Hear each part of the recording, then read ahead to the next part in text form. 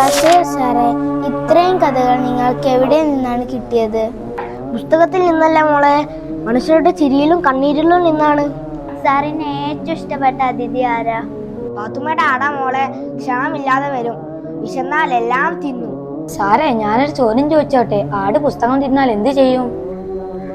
വിഷമിക്കേണ്ട മോനെ, അതിന് ദഹിക്കുമോ എന്ന് ഞാൻ നോക്കും. സാറേ, സാറിന്റെ പരീക്ഷയിലൊക്കെ എങ്ങനെ മാർക്കുണ്ടായിരുന്നോ? മാർക്ക് എത്രയെന്ന് എനിക്ക് ഓർമ്മയില്ല, പക്ഷെ എൻ്റെ ജീവിതം എനിക്ക് നല്ലൊരു അധ്യാപകനായിരുന്നു. ഞങ്ങളൊരു കാര്യം ചോദിക്കട്ടെ, ഈ മൊബൈൽ ഫോൺ ഉണ്ടായിരുന്നെങ്കിൽ നിങ്ങൾക്ക് കഥ എഴുതുമായിരുന്നോ? ആദ്യം ഫോൺ സൈലന്റ് ആക്കും, പിന്നെ കഥ എഴുതും. കഥ എഴുതാൻ വലിയ പേന വേണം. വേണ്ട, അതിന് വലിയൊരു മനസ്സുണ്ടായാൽ മതി. ഇന്നത്തെ കാലത്തെ കുട്ടികളോട് നിങ്ങൾക്ക് എന്താണ് പറയാനുള്ളത്? മക്കളെ, നിങ്ങൾ കുറച്ച് വായിക്കൂ, കുറച്ച് ചിരിക്കൂ, എല്ലാവരോടും സ്നേഹത്തോടെ പെരുമാറൂ.